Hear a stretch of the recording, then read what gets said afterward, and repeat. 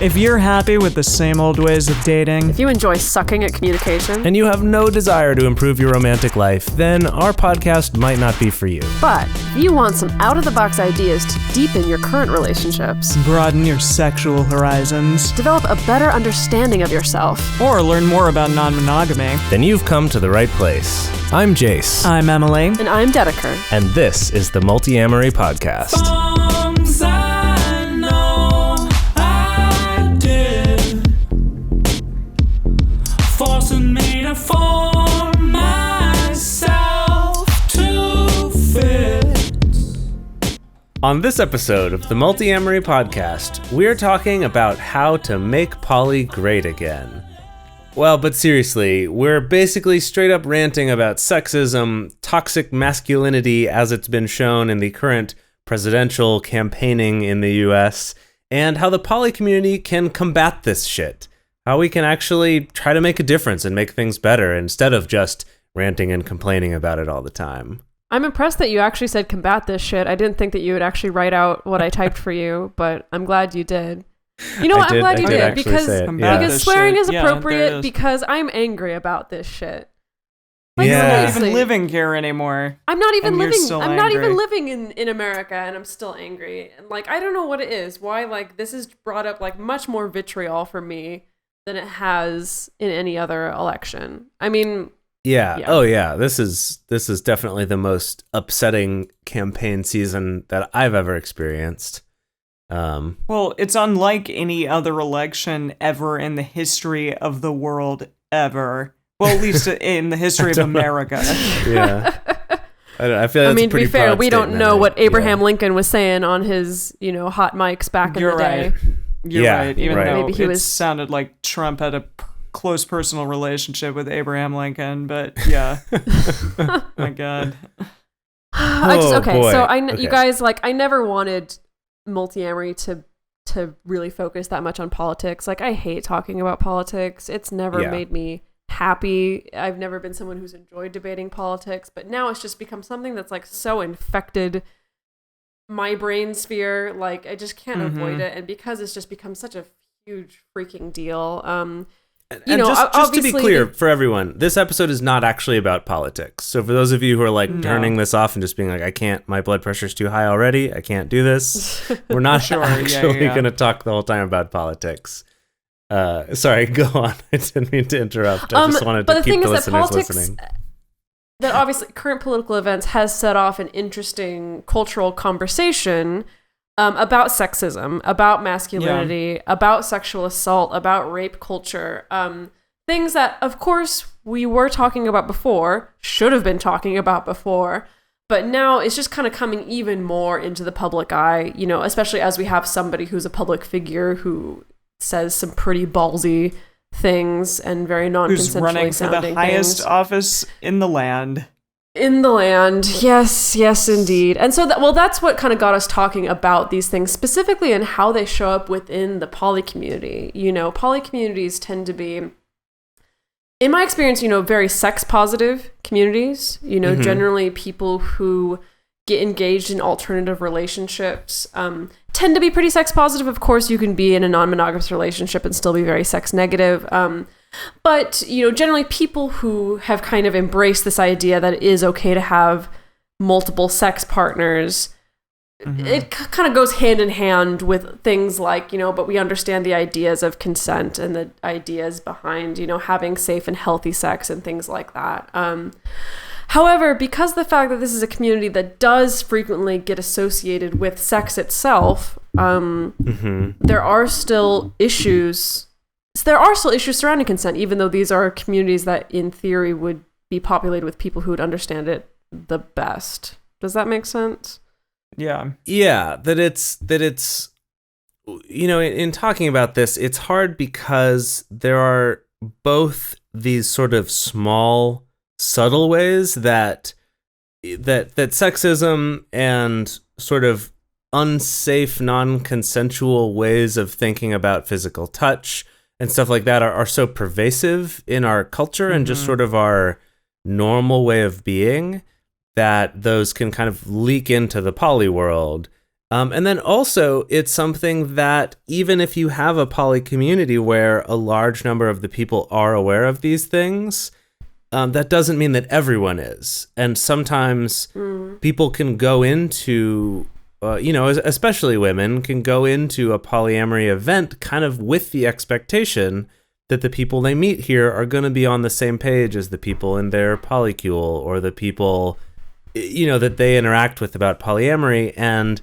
kind of let their guard and super down. Respectful. Right. Yeah. And that they might sort of let their guard down a little bit, and it can be even more shocking and more hurtful than when when those sorts of, sexist ways of being, or sort of someone approaching them feeling entitled to be able to touch them or something comes up. It's kind of even more upsetting and hurtful, even because it's like, hey, I thought this was sort of my community of people that understood, and where this was safe, and even as guys, sometimes it catches us by surprise if we see another guy do something like that too, that we don't even know how to react either, and aren't being the best allies that we could be, or even the best educators to our fellow humans.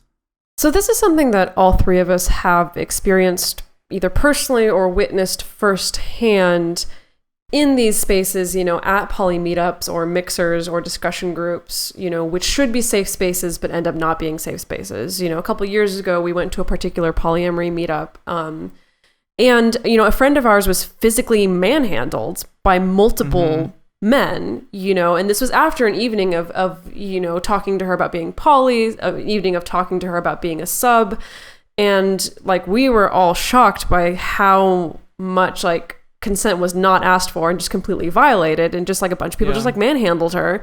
When I was trying to leave, a guy that I was in the pool with that I'd been talking to, physically tried to pull me back into the pool.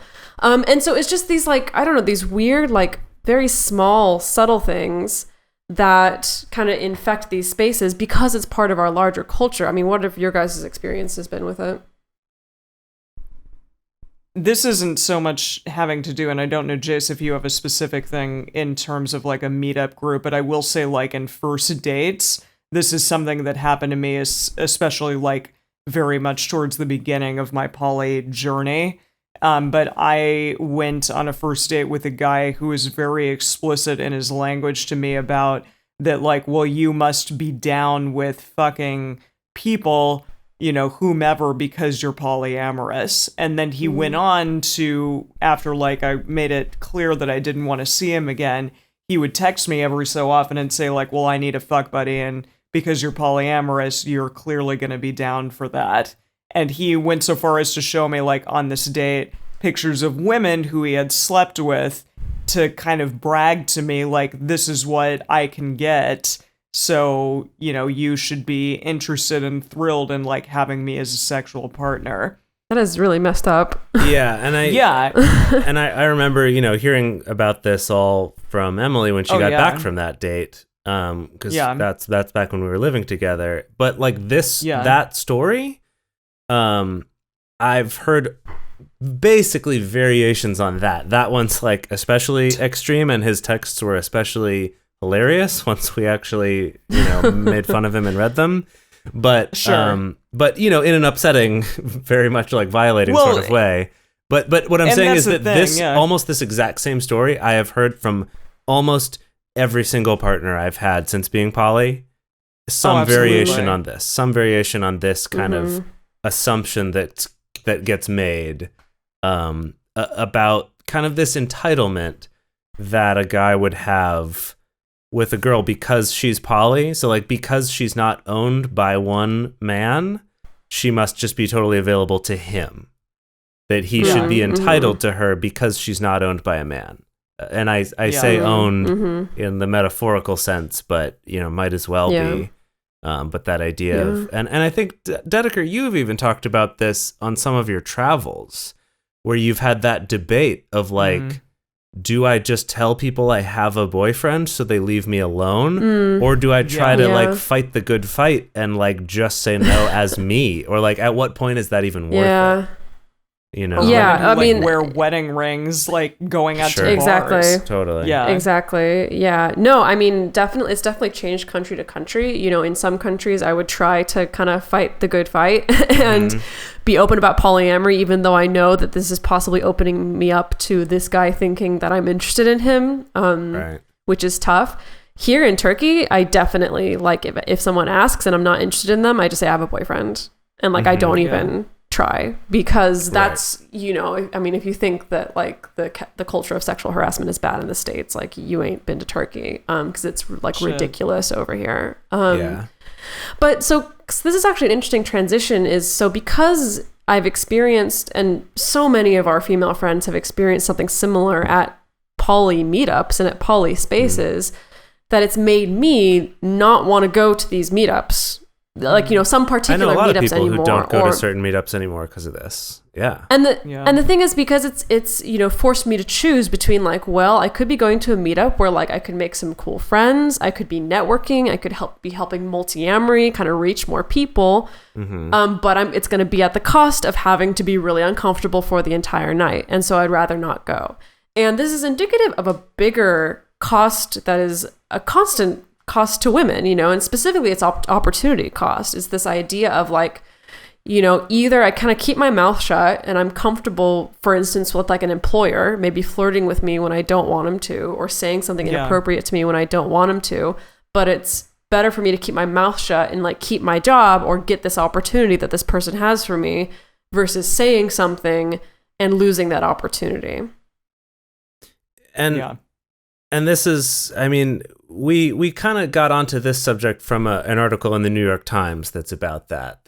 They call it the special tax on women, being that of, like, well, I might have this opportunity, or I want to keep this job, but I have to put up with this certain amount of sexual harassment, or a certain amount of not knowing if I might be sexually harassed. Like, you know, there's the example we were talking about earlier of, as a college student or a PhD student, and a professor asks you to work with them one-on-one, there's sort of that, like, little bit of doubt of, like, is it really that they just want to work with me on this thing, or is there something else there I don't know?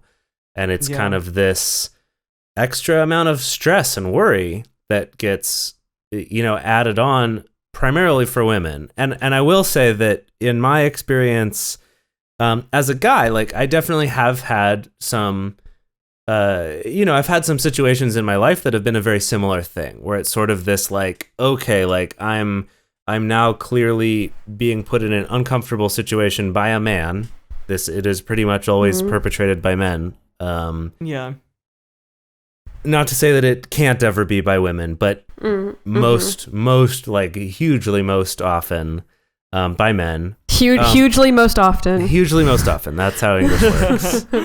You know, a vast majority of the time by men. Where it's a similar sort of thing where I'm like, I'm not totally comfortable with how close they are to me in these situations, or, like, the types of things they say to me, but is it worth me saying something about it, or just sort of, like, dealing with it? And the amount of times that I've had to deal with this in my life is going to be much less than it is for women in their lives. But just, I mean, it does happen, and it sucks. Like, yeah, Emily. Yeah.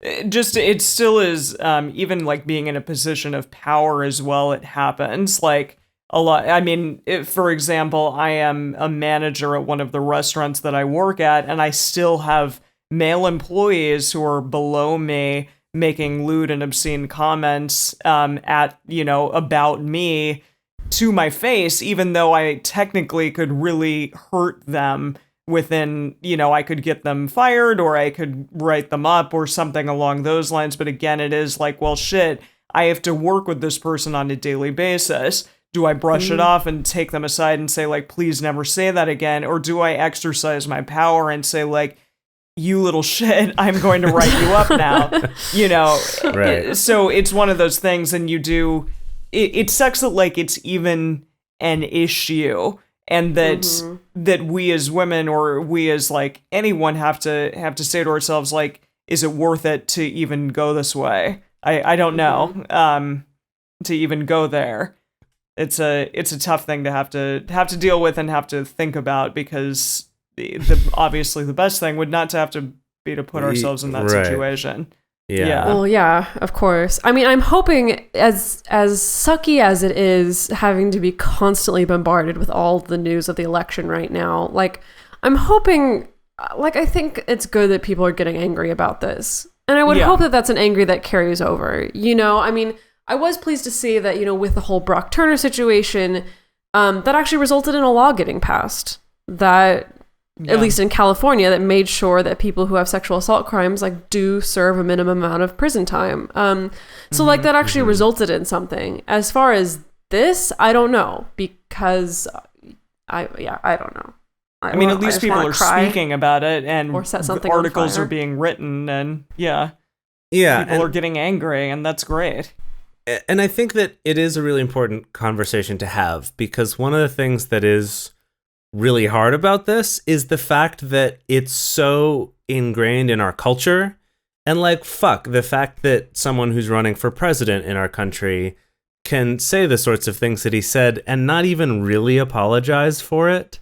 Oh, yeah. Right? he didn't That the say apology shit is like, in an apology. I'm sorry if people were upset by it. Not that like... Yeah, but it's locker room talk, like, Right, boys will kind be of boys. making excuses and being like, well, that's just how the world is. And Yeah, this go is fuck something yourself. like the thing that's really hard about this though, and why I'm glad there is some conversation, and I hope we can help continue that, is that I know that for myself, I was talking to Emily and Dedeker about this, but for myself, like looking back on my life, there have definitely been times in my life, especially when I was younger, like in high school, where I have been essentially the bad guy in these situations. Like, there's obviously levels, as you know, the more extreme levels of like exercising power, like Donald Trump was doing, to be able to do whatever he or wanted with physical women, power. and that they basically were powerless to stop him without losing their jobs or whatever.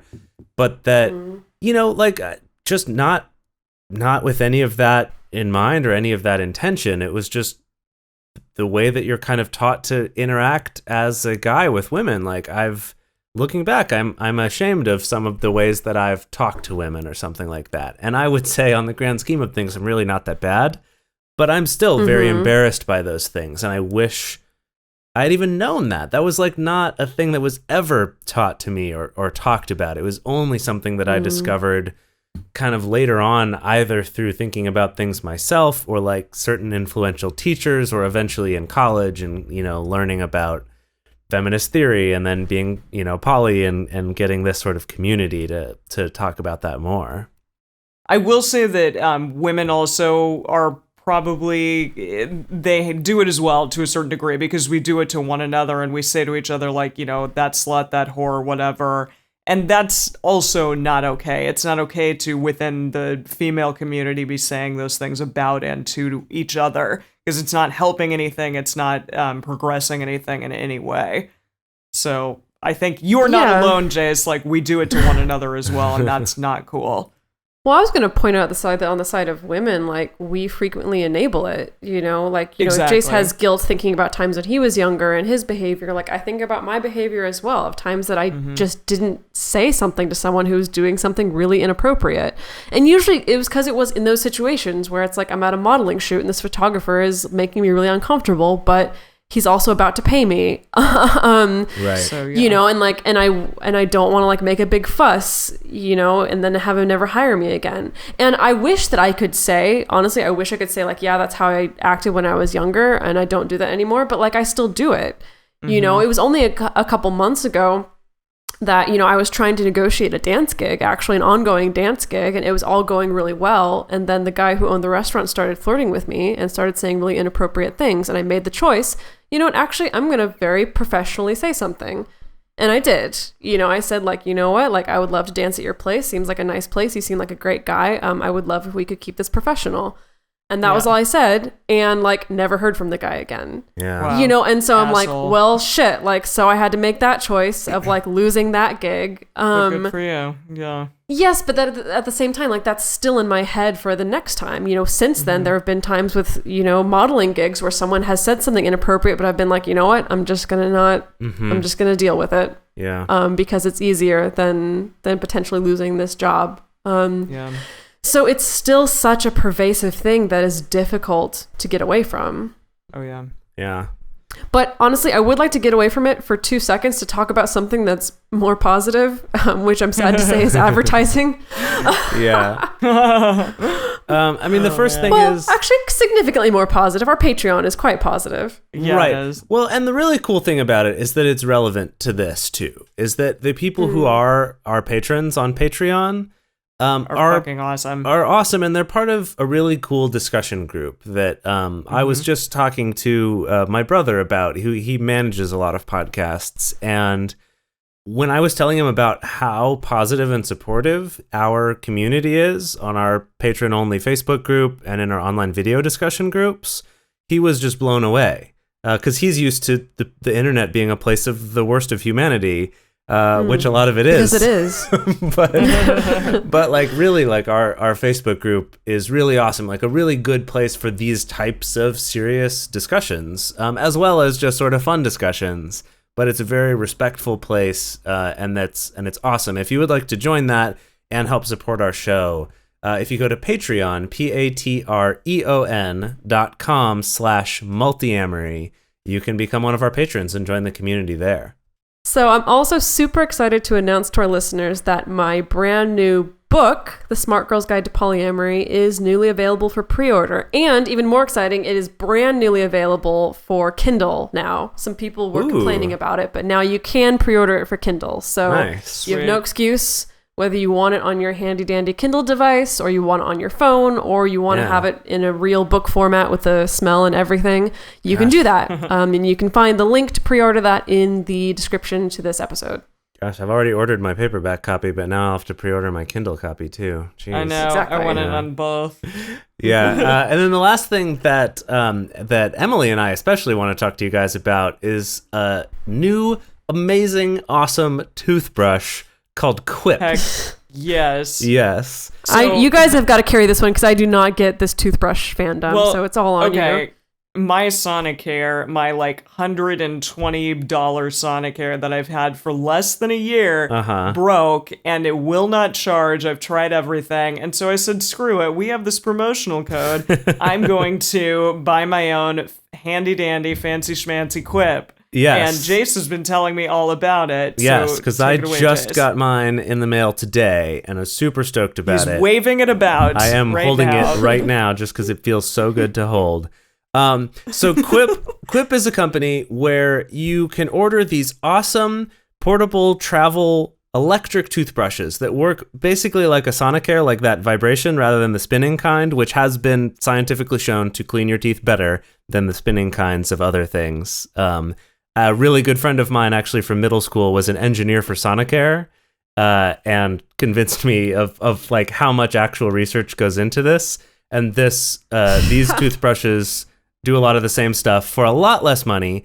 And I'm sorry to derail this, but like, how many people does he pick up with the line, "I'm a toothbrush engineer"? I'm assuming it's every girl he's ever gotten ever in history. Pretty I sure. hope that's on his Yeah. business card. Yeah, I hope so. Toothbrush engineer. Yeah. But anyway, these toothbrushes are awesome. When you sign up, you can get your toothbrush. You can choose which sorts of different colors you want. Lasts for 3 months on one charge, and it's just a AAA battery that you can replace. And if you sign up using our promo URL, which is tryquip.com/multiamory. That's tryquip.com/multiamory. After you place your order, when you get your first refill, which you get every 3 months, which is a new head for it, you get $10 off of your refills, which is totally awesome. And what's really cool is they have a little mount thing that you can put on your, on your mirror, and you can get them in different colors. And Emily and I were talking about how cool it would be to get the family set that has 4 of them in there and have all your different partners have their own different colored Quip toothbrushes all hanging on your mirror, and how badass that would be. That's super badass. It would be super so cool. adorable. Quip, the toothbrush for poly people. Exactly. Exactly. If they would just market That's it that actually way, yeah. Done. What it is. Done. Yeah. Anyway, if you want to Quip check did it not out. know that they were approaching the perfect podcast. Yes, to market they had their no product. idea. So if you want to try it out, that's tryquip.com/multiamory. And you'll get $10 off your refills, and you will help support our show by doing that. Woohoo! Thank you. All right. Okay, back to the frustrating stuff. We had like 3 hours of discussion before recording this podcast. Seriously. Trying to figure out, like, what is behind all of this. It's very easy for everyone to just kind of complain and just kind of blame it on rape culture and blame it on toxic masculinity and spend a lot of our time just blaming men for all of these things happening. And Jase, you kind of had some interesting things to share when you were talking about the meetup that you had with a couple of our fans and kind of talking about these things and these feelings that, like, certain men within the poly community may have. Yeah, well, this is something that I've felt that I've sort of struggled with for quite a while. And I met up with two of our listeners up in Seattle, which was totally awesome. And we talked about this a little bit too, but it's basically that if you are, if you're a man, especially like the three of us, who is a white male, cis male, mostly hetero guy, you realize that if you're paying any attention, you realize that you are part of the most dangerous group of people for women. That the huge vast majority of violations of women's consent and violence against women is perpetrated by straight white men. And let me point out also, not just like violations of consent and sexual assault and things like that, but also on the legislative side. Well, historically, sure. white cisgender men have been quite dangerous for women and women's rights. Yeah, absolutely true. Absolutely true. But basically this sort of thing of like, well, on the one hand, like I understand that. And so I understand that a woman would be entirely justified in being afraid of me. And that would probably be a smarter choice for her to be afraid of me than a lot of other people, simply because of the categories that I fall into. But at the same time, that is hard to carry that guilt for something that I haven't done. And it's kind of a tricky thing, and it comes up with any time when you're lumped into a category with a bunch of other people, whether it's because of your race or your gender or your religion or anything else, where it's like, on the one hand, there's a lot of power in being understanding of that and trying to make those things better. But it's also kind of hard dealing with that guilt of feeling like, gosh, everyone hates me. I should kind of hate myself for being part of this, even if you're not, because you still fall into this same category. And I bring this up because it's something that I've found a lot of other guys who identify as feminists or humanists or, who are poly, more forward thinking, kind of can relate to this feeling of struggling with that guilt and kind of maybe shame for being who they are.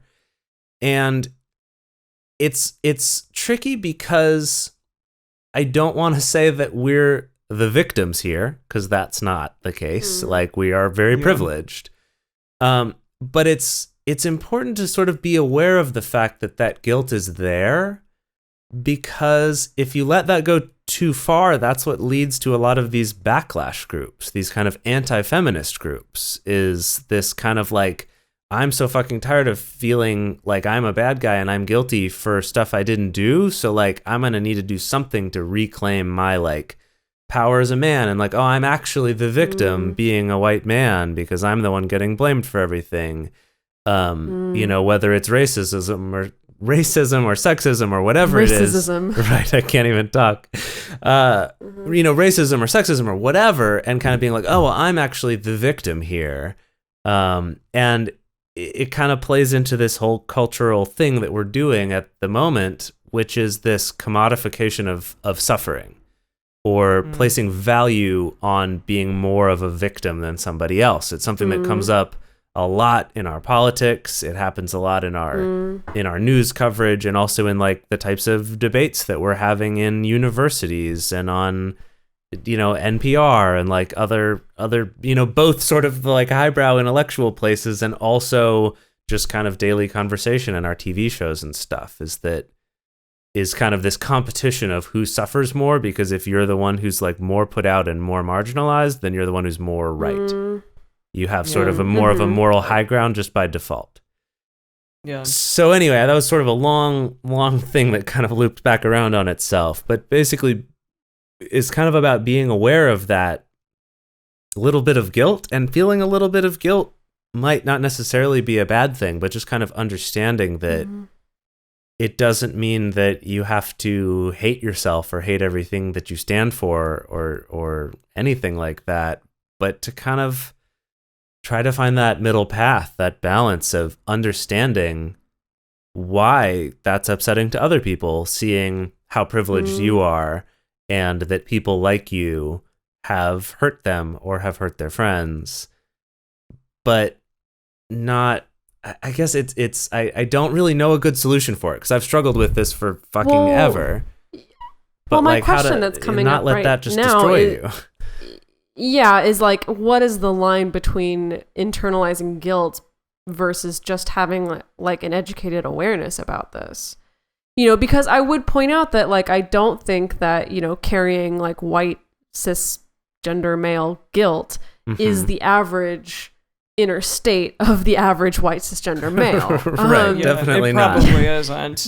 Like, I don't think that's the case, but I think that is something that you and several other men, especially in the poly community, have come into because they've gained awareness more so. So I guess that is the question, is like, where is the difference between awareness and guilt? Because honestly, maybe this sounds like a shitty thing to say. Like, there's some people I can think of where I'm like, well, they could use a little bit of this guilt, maybe. Sure. When maybe what I actually really mean is maybe they could just use some awareness, and maybe with awareness also comes a little bit of that guilt. I don't know. Yeah. Well, and that brings us to, I think, what we really want to get to with this episode is, how do we change this? We don't want to buy into this, making a commodity out of suffering and just kind of complaining a lot and being like, the world sucks and we're great, but everyone else is awful. And instead kind of realizing that we're all part of it, that we've all been part of the problem in some way or another, just by being part of our culture at all, and that hopefully we can change it. And so with that, I guess I will start with this idea of kind of understanding your position as a white straight male, that there's sort of that thing of like, well, what can you do? It's like, if you hear another guy talking a certain way, you should scold him for it, or you should put him in his place, or if you hear about a guy mistreating a woman, you should beat him up or whatever, right? Like, there's lots of solutions. That's a little extreme. Well, what I'm saying is that actually all of these are not helpful. That also that idea of like putting a guy in his place for something is really not very helpful, because as we've talked about before, that when you argue with someone about a belief, you're more likely to just make them further entrenched in their belief. And if you try to make someone, put them in their place, which is, again, something that culturally we love, it's in all our movies and shows and stuff, but that's going to lead to that feeling of guilt, which is going to make them want to lash back with some sort of anti-feminism. And so what I wanted to suggest, specifically to men, and I really think that anyone could do this, but it's that rather than resorting to that place of anger or wanting to give someone their comeuppance, as it were, is to instead ask the questions that person kind of can't really answer unless they've thought about it.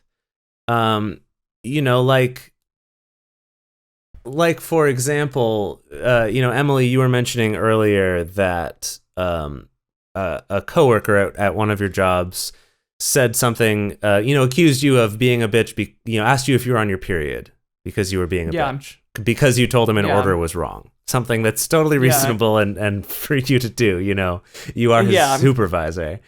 And exactly. In that situation, as another either as yourself or another person, is to, rather than react to that place of like, dude, what the fuck, not cool. I mean, maybe you could react with that first if you just want to be clear that like that's really inappropriate.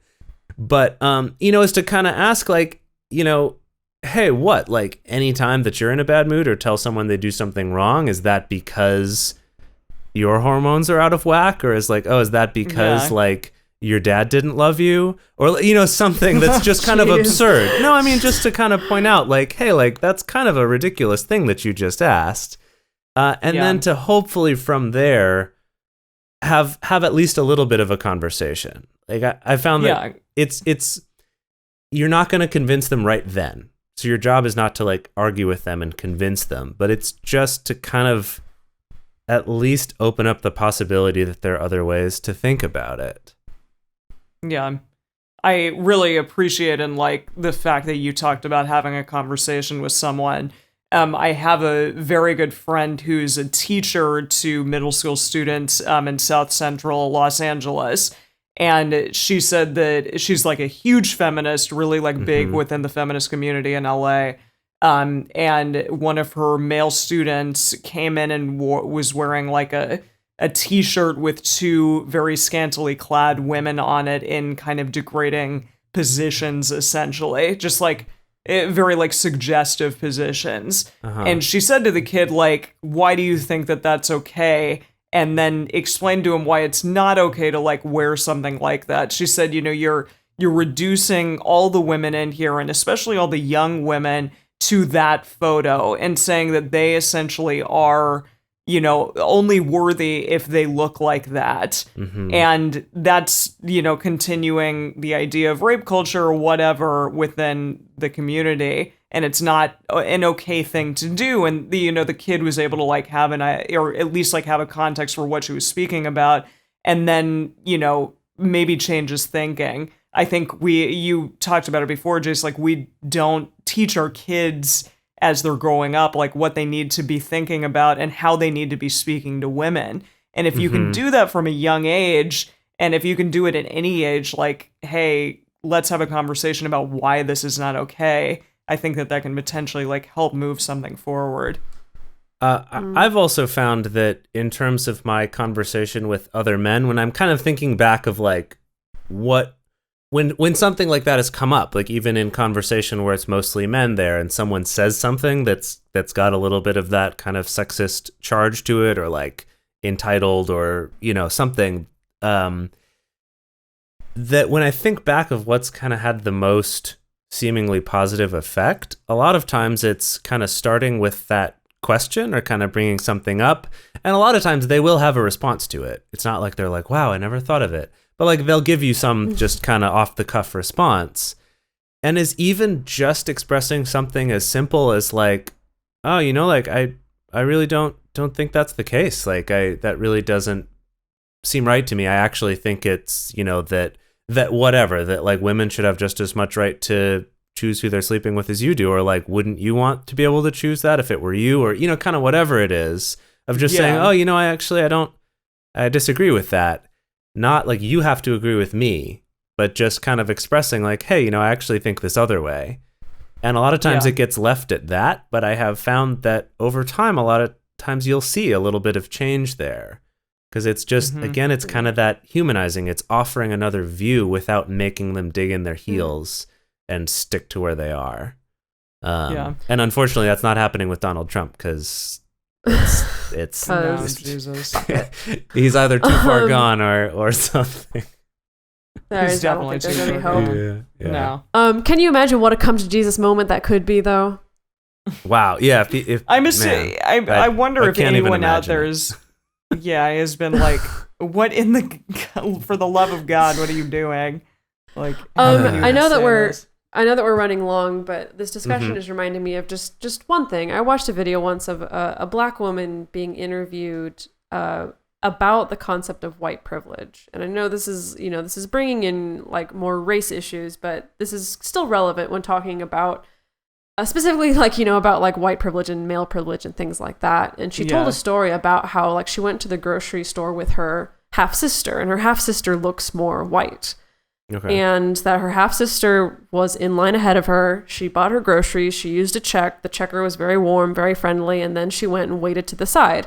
And that when she stepped up and paid for her groceries, used a check, that the checker then was like, well, I need to see 2 forms of ID. She took her check. She pulled out like the bad checkbook and was checking it, Right. and that the black woman inside her was saying, like, if I say something right now, like, I'm going to be another angry black woman. If I say something, it's just going to be people are scared of the black lady who's throwing a fit. It's not going to go well. So I'm just going to deal with it and not say anything. But her half sister stepped in and she was the one who pointed out, like, hey, like, why are you doing this? This is weird. This is my sister, like, this is really weird that you're doing this. And that, got the manager to come over, that got people in line talking about it. And so she pointed out the fact that, like, my sister used her white privilege as a way to actually highlight this for other people because she was aware of the fact that she walks in a world that's different from mine. And so in that instance, white privilege was actually a great thing. And so I think it's something kind of similar where it's like, if you're aware of this, if you are aware of your own privilege, and part of being privileged is also being able to not have to be aware of your own privilege. But when you do wake up to that, but when you're able it is something that you can use. Exactly. That you can be the guy who says something rather than the woman who reacts and is a bitch, or the woman who reacts and says something and gets her job taken away or loses an opportunity. So that's just what it reminded me of. If I could take one moment at the end here as well, I know we are running long, but to get on my soapbox about something that comes up a lot in conversations, and I wish people were a little more aware of, and I've been guilty of this before as well. But this is the idea that you personally, as a human, can speak from your own experience, which is based on the groups that you fall into, like your religion, your race, your economic status, your sexuality, right? All those things. But that you personally cannot speak on behalf of that entire group, of any one of those entire groups. And this is something that, like, in the, kind of early integrating of schools in the US would be a problem. If there was, say you had a class where there was one African-American student, and the teacher might call on them and say, could you give us a black perspective on this? And, that we are put into that, or the same thing on, it could be a panel and it's like, oh, well, let's like, what's like a straight perspective on this? Or like, do you have what's the queer perspective? Or that a lot of people, especially in minorities, will kind of take it upon themselves to feel like they can talk on behalf of their whole thing. It's like, oh, well, as a bisexual man, like, this is what we think, this is our experience. And I just think that doing that, whether it's as a woman or a man or as a sexual minority, actually kind of undermines everything, because it's furthering this idea that you and everyone like you is the same. That you're not individuals. It's why things like men are from Mars, women are from Venus is so toxic an idea, because it is reducing us all down to being the same, because we're just in this category. And I think that it's something that even those of us who do tend to be the people who try to educate ourselves more and to educate other people, we can really easily fall into this trap of trying to speak on behalf of a group that's larger than us, and as a result, unintentionally belittling that group and dehumanizing the people in it and turning them into a group instead of individuals. So that's my little soapbox. Yeah, we've soapboxed a lot today. Yes. Thank you guys for listening to all of it. Yes, thank you so much. Get out and vote. Yes, please. God, get out and vote. Also, we would love to have you as part of our community. I promise it's not always such a stressful topic as politics and all of this.